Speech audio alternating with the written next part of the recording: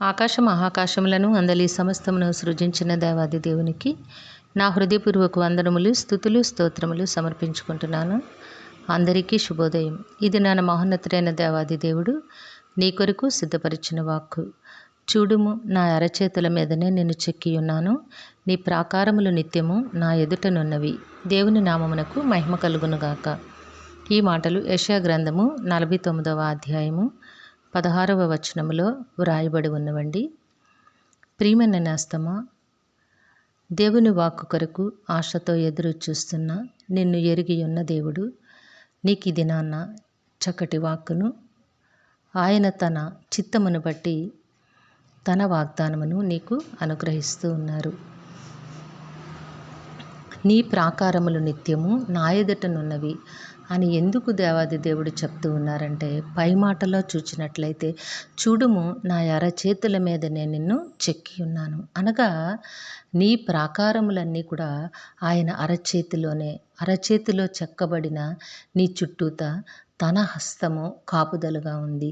తన హస్తములో నిన్ను దాచి ఉంచి దేవాది దేవుడు అనుక్షణము జీవింపచేస్తూ ఉన్నారు. కాబట్టి నేస్తమా, దేవుని వైపు నీవు నమ్మికతో చూడు, విశ్వాసముతో దేవుని ప్రణాళికలు, దేవుని సంకల్పములు నీ జీవితంలో నెరవేర్చమని ప్రార్థించు. ఎందుకంటే నీ తల్లి గర్భమున నిన్ను రూపించిన దేవుడు, ఆయన తన అరచేతులలో నిన్ను చెక్కియున్నాను. నీ ప్రాకారములు నా చేత నిర్మింపబడి ఉన్నవి. నీ ప్రాకారములు ఎల్లప్పుడూ కూడా నా ఎదుటనే ఉన్నవి అని నీకు జ్ఞాపకం చేస్తూ ఉన్నారు. కాబట్టి నేస్తమా, ప్రతి సంగతి యందు కూడా దేవునిపై ఆధారపడి దేవుని మేలుల కొరకు, దేవుని ప్రణాళిక నెరవేర్పు కొరకు దేవుని సన్నిధిలో ప్రార్థించు. దేవుడు నీ జీవితంలో ప్రతినిత్యము తన శుభములను అనుగ్రహించి, తన ఆశీర్వాదములను నీకు అనుగ్రహించి తన కృపచేత జీవింపచేస్తారు. దేవుడు నిన్ను దీవించి ఆశీర్వదించునుగాక. ప్రార్థన చేసుకుందాము. నోటి మాట ద్వారా శూన్యములో సర్వ సృష్టిని కలుగచేసిన సర్వలోకనాథుడా, మీ ఘనమైన నామమునకు వందనములు చెల్లించుకుంటున్నాము.